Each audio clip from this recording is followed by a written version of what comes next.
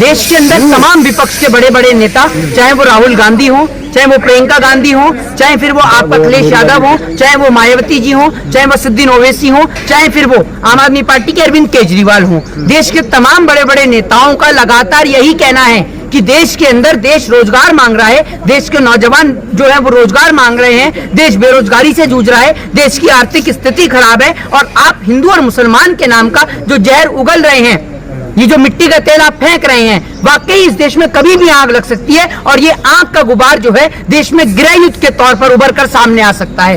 ये बात आपको हकीकत में जब पता चलेगी जब आप जमीनी स्तर पर उतरेंगे।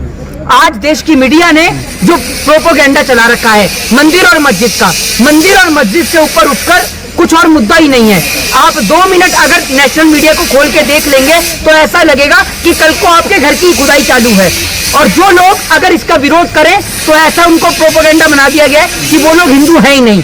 क्या अब हिंदू होने के लिए भारतीय जनता पार्टी के साथ होना जरूरी है, या फिर जो लोग भारतीय जनता पार्टी के साथ नहीं है क्या वो हिंदू नहीं है? ये बताइए। आपको ऐसा नहीं लगता अगर राहुल गांधी जाकर के ऐसी बातें विदेश में करते हैं तो हमारे देश की छवि खराब नहीं होगी? भारत देश की छवि क्या, आज भारत देश के बारे में किसको नहीं पता? भारत देश से हर एक नागरिक घूमने के लिए आता है। जब भारत देश का टूरिस्ट यहाँ आकर पूछ रहा है ताजमहल को लेकर पूछ रहा है, तब भारत देश की छवि खराब नहीं हो रही, तब भारत देश की छवि पे 4 चांद लग रहे हैं। जब भारत देश की मीडिया को वहां मोदी जी के प्रोग्राम में नहीं घुसने दिया जाता तब देश की छवि पर 4 चांद लगते हैं। जब भारत देश के अंदर आपने देखा होगा कि जब भारत देश की मीडिया जब वहां मोदी जी के प्रोग्राम के लिए जाती है उनको यूं करके भगाया जाता है, तब भारत देश की छवि पर 4 चांद लगते हैं।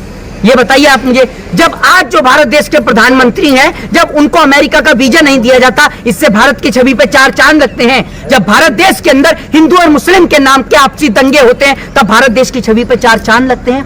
जब भारत देश का नौजवान रोजगार मांगता है और बदले में उसको मंदिर और मस्जिद थमा दी जाती है, इससे भारत देश की छवि पे 4 चांद लगते हैं। क्योंकि यहाँ पर घर जो है वो गरीबों के हैं ना, यहाँ बस्तियां गरीबों की हैं, यहाँ अमीरों के महरों पर बुलडोजर नहीं चलता, या गरीबों की बस्तियों पर बुलडोजर चलता है। और किसी के अंदर दम नहीं जो अमीरों की बस्तियों पर, अमीरों के बड़े बड़े मकानों पर, उनके आलीशान बंगलों पर बुलडोजर चला सके। क्या इस देश के अंदर अगर मैं सुप्रीम कोर्ट में जाके याचिका डाल दूं कि मुकेश अंबानी के घर में या टाटा बिरला के घर के नीचे मेरे कृष्ण का मंदिर है, तो क्या सुप्रीम कोर्ट इजाजत देगा वहां पर तब्दील करने की? देगा इजाजत? बताइए, क्या देश का कोर्ट देगा? पहले याचिका तो डाली। अरे अगर मैंने याचिका डाल दी तो याचिका डालती मेरे ऊपर देश के अंदर देशद्रोह का मुकदमा 121 या 124 राजद्रोह या देशद्रोह लाकर देश के अंदर बंद कर दिया जाएगा जेल के अंदर। ये बात आप समझ लीजिए। देश के प्रधानमंत्री नरेंद्र मोदी जी आज जापान जा रहे हैं। जापान वाले अगर ये पूछे कि बुलेट ट्रेन का क्या हुआ मोदी जी, तो क्या जवाब देंगे मोदी जी? ये जवाब देंगे कि मैंने तो देश की जनता को बुलेट ट्रेन तो दूर की बात, मैंने तो पैसेंजर ट्रेन चलने के लायक नहीं छोड़ा उनको, तो बुलेट ट्रेन चला के क्या करेंगे? आज तो वो लोग रोटी के लिए परेशान है। देश की जनता रोटी, कपड़ा और मकान के लिए परेशान है। प्रधानमंत्री कह रहे हैं मंदिर पे चढ़ जाओ, मस्जिद पे चढ़ जाओ, कुतुब मीनार पे चढ़ो, जाके ताजमहल के कमरे खुलवाओ। अरे हम हिंदू हैं, ठीक है, हमने ठेका ले रखा है।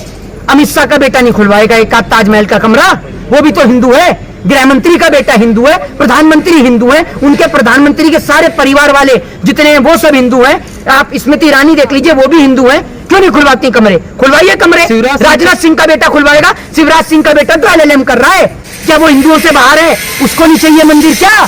उसको शिक्षा चाहिए। और गरीब के बेटे को कहते हो मंदिर के नाम पे तलवार चलाओ, लड़ो झगड़ो, आपस में मरो, गला काटो, हमें कुर्सी दो, है ना? आपने इस देश की गरीब जनता को जो है पागल समझ रखा है। आप उसको कहते हो ये तो आज आपको वोट दे रहे हैं, कल हमें देंगे, ये तो पागल है। इस देश की जनता तो पागल है। आप ही हैं समझदार। आप अपने बेटे को LLM करा रहे हैं, देश की गरीब जनता आपस में लड़ के मर रही है मंदिर और मस्जिदों के नाम पर। इस देश की जो संस्कृति थी, जो इस देश का जो धरोहर था, जो छीना गया हमसे, हम उस चीज को वापस ले रहे हैं। दिक्कत क्या है? अरे तो इस देश का धरोहर तो छीनने वाली तो ब्रिटिश ईस्ट इंडिया कंपनी थी। जिन अंग्रेजों के आप चक्कर लगा रहे हैं, जिन अंग्रेजों के पीछे आप आगे पीछे काटते हैं, वो अंग्रेज हमारे ऊपर 250 साल राज के घर करके गए। क्यों जाते हो अंग्रेजों के यहाँ पर? है क्यों पढ़ाते हो अंग्रेजों की यूनिवर्सिटी में? पढ़ाइए हिंदुस्तान की यूनिवर्सिटी में। देश की गरीब जनता का बच्चा पढ़ रहा है ना हिंदुस्तान की यूनिवर्सिटी में, तो शिवराज सिंह अपने बेटे को क्यों भेजता है LLM कराने के लिए विदेश? पढ़ाए हिंदुस्तान की यूनिवर्सिटी में। है दम कि गरीब का बच्चा भी पढ़े, वहां ऑक्सफोर्ड में है तो हार्वर्ड में गरीब का बच्चा भी पढ़े, लेकिन गरीब का बच्चा तो हिंदू मुसलमान के नाम पर लड़ेगा, आपका बच्चा विदेश जाके पढ़ेगा।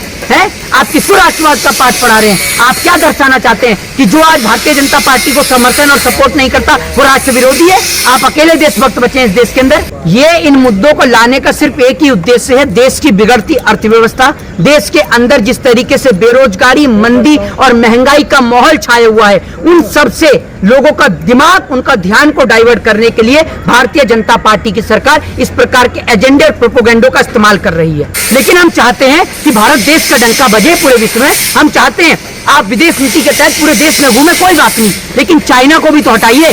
चाइना जो आज हमारे देश की धरती को, जमीन को कैप्चर करके बैठा है, उसको भी आप हटाइए। तो देश के तमाम लोगों से निवेदन है, अनुरोध है, आग्रह है कि मंदिर और मस्जिद नहीं, अपने बच्चों का बेहतर फ्यूचर ढूंढें, स्कूल, कॉलेज और अस्पताल तरासें। मंदिर और मस्जिद के चलते एक दूसरे का खून ना बहाएं, क्योंकि ये देश दिवाली और रमजान की रौनक के लिए जाना जाता है। हिंदू, मुस्लिम, सिख, ईसाई एकता के लिए जाना जाता है, क्योंकि इस देश की सरकार इस देश के अंदर से भगत सिंह का अगर सिलेबस मिटा सकती है तो सोच लीजिए हिंदू मुसलमान को लड़ाने में से कोई आपत्ति नहीं है। तो आप लोग समझदार हैं, शिक्षा, स्वास्थ्य, बेरोजगारी और महंगाई के नाम पर लड़ें। जय हिंद, जय भारत, वंदे मातरम। अगर आपने अभी तक सनराइज समाचार को सब्सक्राइब नहीं किया है तो सनराइज समाचार को सब्सक्राइब कीजिए और बेल आइकन को भी दबा दीजिए ताकि आप हमारे आने वाली वीडियो का नोटिफिकेशन सबसे पहले पा सकें।